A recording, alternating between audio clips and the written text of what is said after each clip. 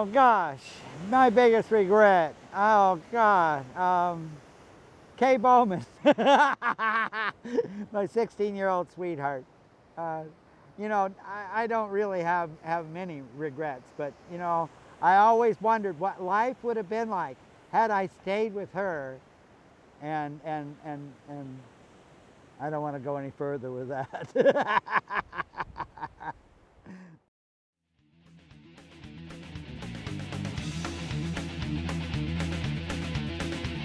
In 1961, my dad took a new job which moved us to Tucson, Arizona.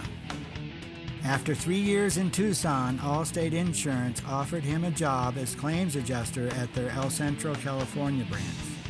We were excited about the move to California. We had taken some family vacations driving my dad's '54 Caddy to San Diego. The weather was perfect, the beaches were breathtaking, the salt air was invigorating. We were going to the Golden State. All was perfect in the world. Then we arrived in El Centro. It was midsummer, 115 in the shade, and I didn't know a soul. Lucky me. After the initial shock of realizing I was now living in a place I like to call Hell Centro, I decided to make the best of it. By the time the new school year started, I had made some friends and things were looking up.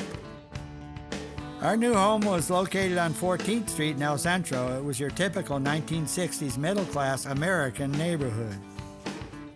Here's a family photo taken in front of the house in the late 1960s.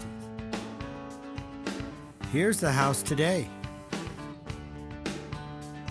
Within walking distance of my home were the two schools I attended, Wilson Jr. and Central Union High. Tried out for some school sports and excelled at basketball. My friends noticed I could keep up with the star varsity players with ease during after-school pickup games. I was encouraged to try out for the team, so I did.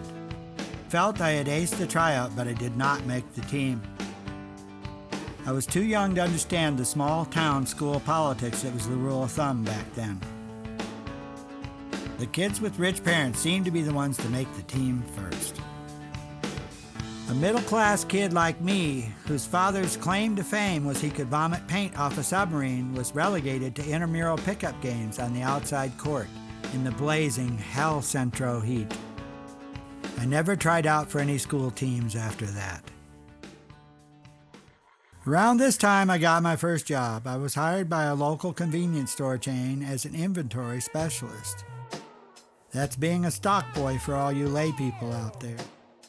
This lasted a couple years, and while I was working there, I found the big three: beer, cigarettes, and Playboys. My duties as inventory specialist made the distribution of free beer to the youth of El Centro possible.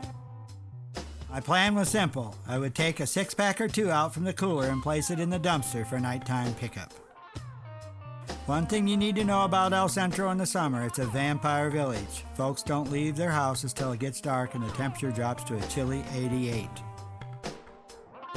And that's when we came out to play. My ties with the Free Beer Brewing Company made me a favorite at get-togethers and off-road desert parties. At the time, alcohol, guns, and dune buggies were the norm. I made some close friends in El Centro, and I was sad to leave them when my dad took over managing a body shop in San Diego in 1968. We moved to the Claremont area of San Diego, and I graduated from Madison High in 1970. Soon after, I found myself in the family business, working alongside my dad. I learned a lot while working there, and the job paid 50 cents above minimum wage.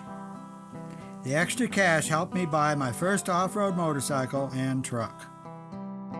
I would go back to El Centro every weekend and spend time with two of my closest friends, Mike McCurry and Mark Kendall. We were desert rats, thick as thieves. Here's a clip of Mike and I racing at Carlsbad International Raceway in 1976.